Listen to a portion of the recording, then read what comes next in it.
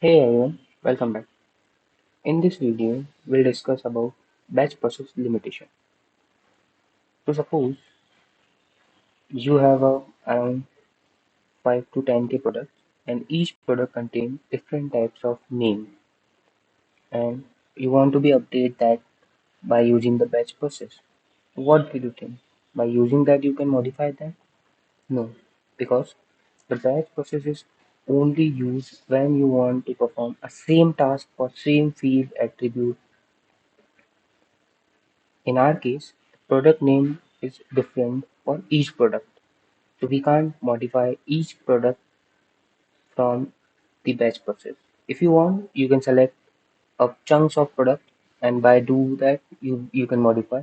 But that is a long procedure.